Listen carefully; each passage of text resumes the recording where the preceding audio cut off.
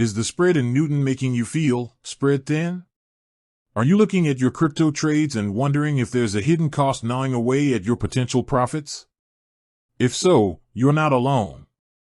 Many new and even experienced cryptocurrency traders using platforms like Newton have found themselves scratching their heads or even pulling their hair out over what they perceive as high fees or confusing charges related to the spread.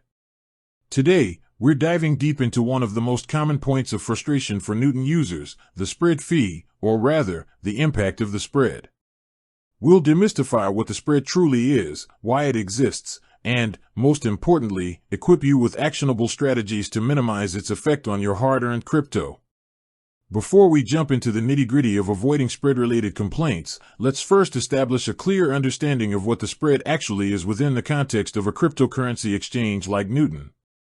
Unlike traditional stock exchanges where a separate commission is often charged per trade, many crypto platforms, including Newton, operate on a spread-based model.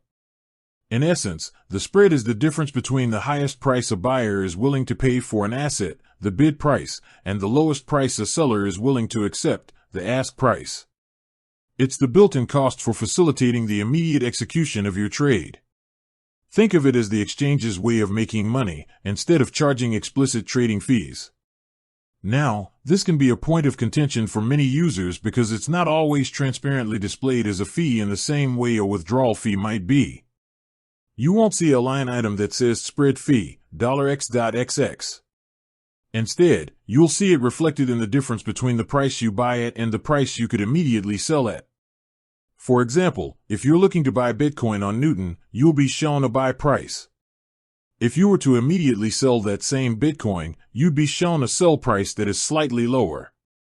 That difference is the spread. This inherent difference can lead to the feeling that you're losing money right out of the gate, sparking those spread fee complaints. The existence of the spread is not unique to Newton. It's a fundamental aspect of how many financial markets operate, from foreign exchange to equities and, of course, cryptocurrencies. It serves several crucial purposes for an exchange. Firstly, it allows the exchange to profit from facilitating trades, providing liquidity to the market. Without this mechanism, exchanges would struggle to maintain their operations. Secondly, it compensates the exchange for the risk they take in acting as an intermediary. They are essentially buying from one party and selling to another, and the spread provides a buffer. Thirdly, it accounts for market volatility. In rapidly fluctuating markets, a wider spread can help an exchange manage risk more effectively. However, understanding why the spread exists doesn't alleviate the frustration when it feels like it's eating into your profits. The complaints often stem from a perceived lack of transparency or a feeling that the spread is excessively wide, especially for smaller trades. Users might feel that they are losing a significant percentage of their capital the moment they execute a trade, making it harder to turn a profit, particularly on short-term movements.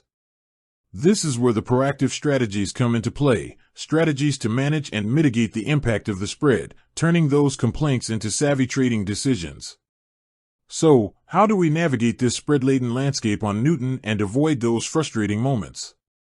Let's break down some effective strategies. The first and arguably most impactful strategy is to understand the specific asset's liquidity and volatility. Not all cryptocurrencies on Newton have the same spread.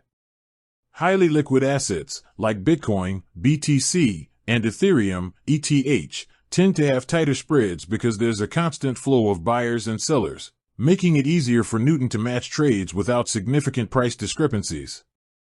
Conversely, less liquid altcoins, or those with lower trading volumes, will typically have wider spreads.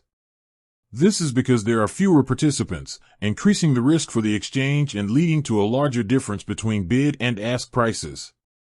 Before placing a trade, especially for a less common altcoin, take a moment to observe the quoted buy and sell prices.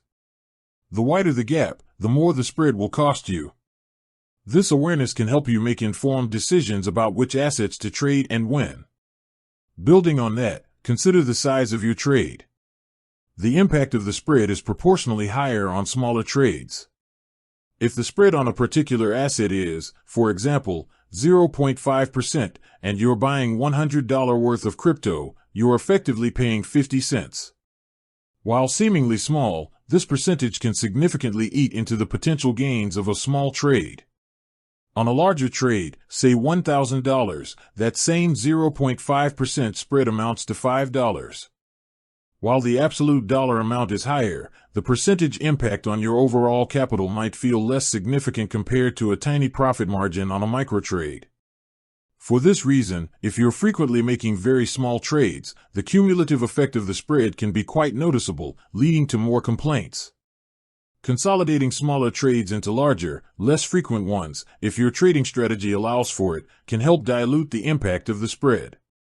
Our third strategy revolves around timing your trades. Markets are dynamic, and spreads can fluctuate based on market conditions, particularly during periods of high volatility or low liquidity. During major news events, significant price swings, or during off-peak trading hours when fewer participants are active, the spread can widen considerably. Conversely, during peak trading hours when liquidity is high, spreads tend to be tighter. While it's impossible to perfectly time the market, being mindful of general market activity can help. Avoid making urgent trades during periods of extreme volatility unless absolutely necessary, as you're more likely to encounter a wider spread. If you have the flexibility, waiting for more stable market conditions can often result in a better effective price. This leads us to the crucial point of using limit orders instead of market orders whenever possible. This is perhaps the most powerful tool at your disposal to combat the impact of the spread. When you place a market order on Newton, you are essentially telling the exchange, buy or sell this asset for me right now at the best available price.